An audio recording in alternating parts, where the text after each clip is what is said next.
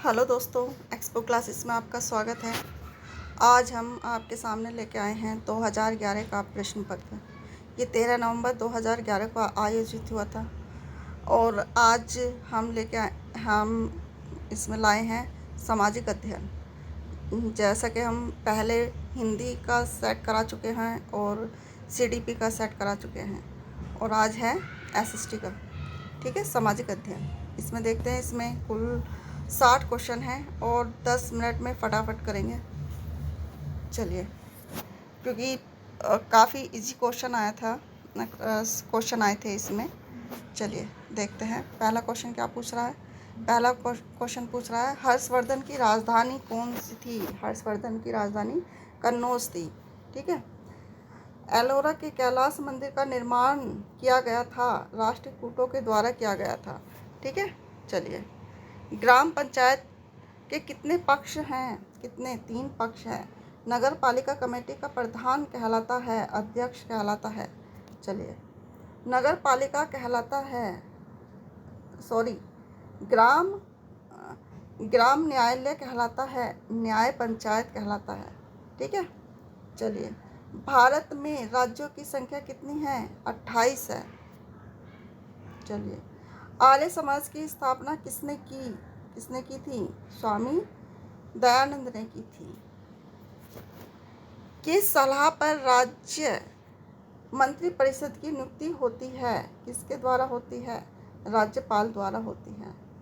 चलिए, मौर्य साम्राज्य का संस्थापक कौन है। ये है मौर्य साम्राज्य का संस्थापक चंद्रगुप्त है। चलिए, फाहियान ने किसके शासनकाल के दौरान भारत का दौरा किया। ये क्या था, चंद्रगुप्त द्वितीय के काल में।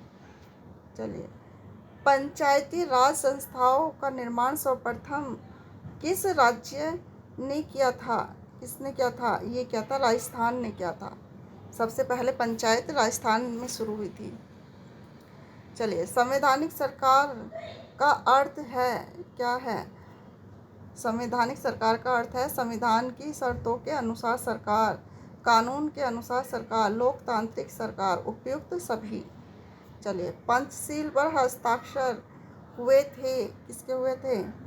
ये हुए थे नेहरू और चो एन लाई के बीच हुए थे। ठीक है। चलिए, संविधान सभा के सदस्यों द्वारा भारत के संविधान पर अंत में कब हस्ताक्षर हुए थे। ये हुए थे 26 नवंबर 1949 में हुए थे। ठीक है। और 26 नवंबर में ही संविधान पूरा हुआ था। चलिए, संविधान सभा का प्रधान कौन था। संविधान सभा के प्रधान JL नेहरू थे। ठीक है। ये सबसे पहले अस्थायी अध्यक्ष सचिदानंद सिन्हा चुने गए थे और उसके बाद स्थायी रूप से अध्यक्ष जवाहरलाल नेहरू चुने गए थे। ठीक है।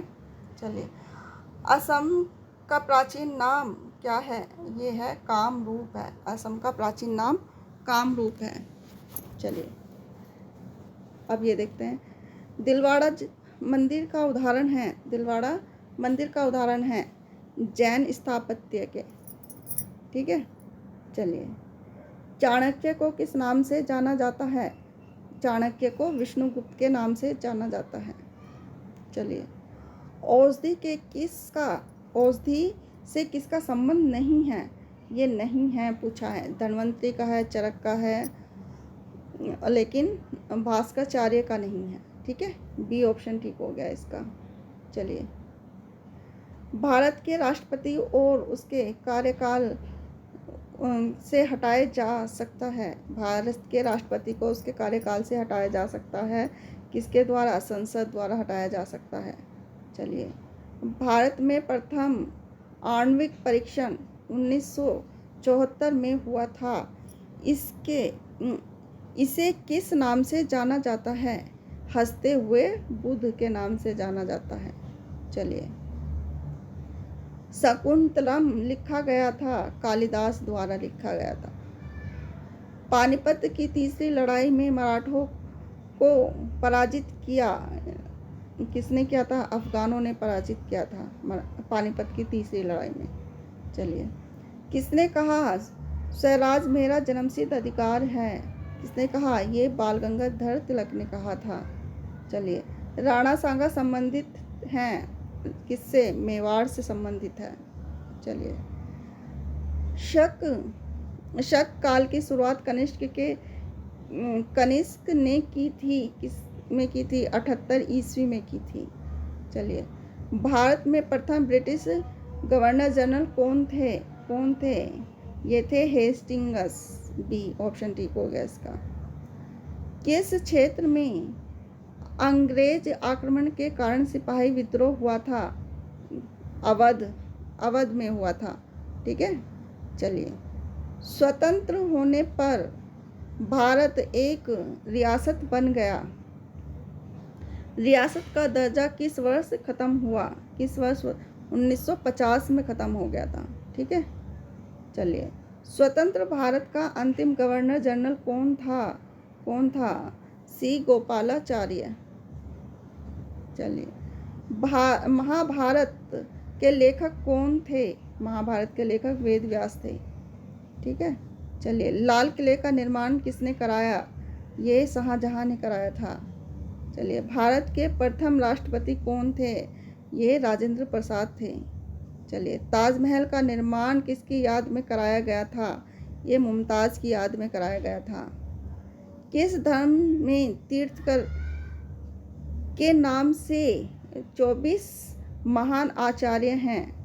तीर्थकर के नाम से 24 महान आचार्य हैं जैन धर्म में। ठीक है। गौतम बुद्ध ने पहला प्रवचन दिया था सारनाथ में दिया था। उन्होंने सबसे पहला उपदेश सारनाथ में दिया था। अंतिम मौर्य शासक कौन थे? बृहदर्थ थे। ठीक है। डी ऑप्शन ठीक हो गया इसका। प्राचीन रोम कब गणतंत्र बना? ये बना था 6वीं सदी ईस्वी पूर्व। ठीक है। ए ऑप्शन ठीक है। सिंधु घाटी किस सभ्यता की लिपि है? अवांछनीय है। ठीक है।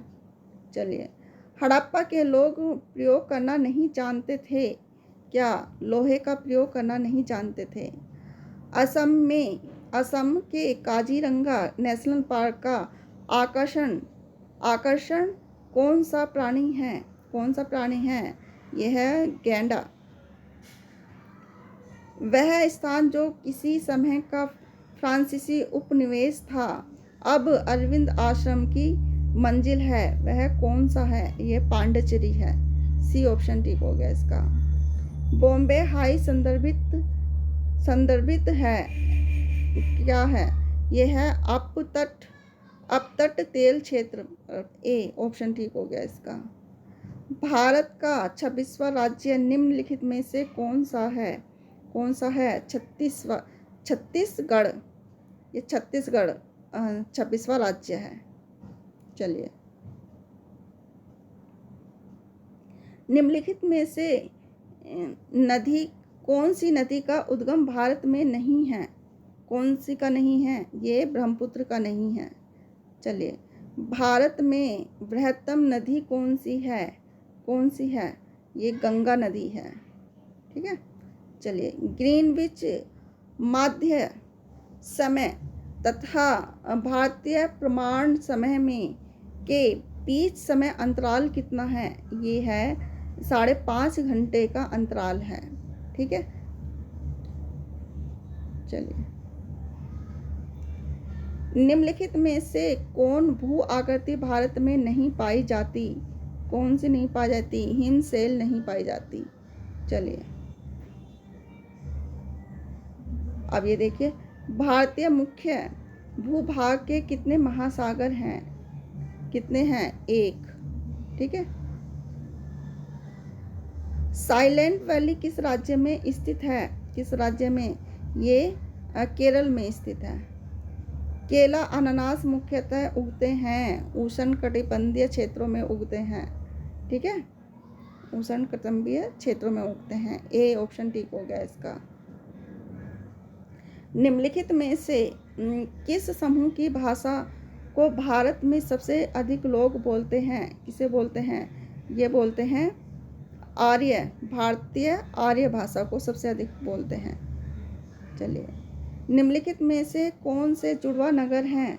कौन से हैं? हैदराबाद और सिकंदराबाद हैं। डी ऑप्शन ठीक हो गया इसका। सबसे अधिक मात्रा में केसर मिलता है कहाँ? जम्मू कश्मीर में मिलता है। ठीक है। भारत के संविधान द्वारा कितनी भाषाएं स्वीकृत हैं? 22 भाषाएं स्वीकृत हैं। चलिए, सूर्य के चारों ओर किस उपग्रह का मार्ग कहलाता है? किसका कहलाता है? ये कक्षा कहलाता है। ठीक है। पृथ्वी के सबसे निकटतम खगोलीय पिंड है। पृथ्वी के सबसे निकटतम खगोलीय पिंड कौन है? ये है चंद्रमा। ठीक है। भूमध्य रेखा नहीं गुजरती। कहाँ से नहीं गुजरती? ये अफ्रीका से भी गुजरती है और दक्षिण अमेरिका से भी होकर गुजरती है, लेकिन उत्तरी अमेरिका से होकर नहीं गुजरती। ए ऑप्शन इसका ठीक हो गया। चलिए, महासागर से छोटा वृहत लवणीय जलाशय कहलाता है? क्या कहलाता है? ये सागर कहलाता है। ठीक है। चलिए, किसी नदी और उसके सहायकों द्वारा अपवाह क्षेत्र कहलाता है? ये क्या कहलाता है? ये नदी घाटी कहलाता है। ठीक है। ये आज का लास्ट क्वेश्चन था।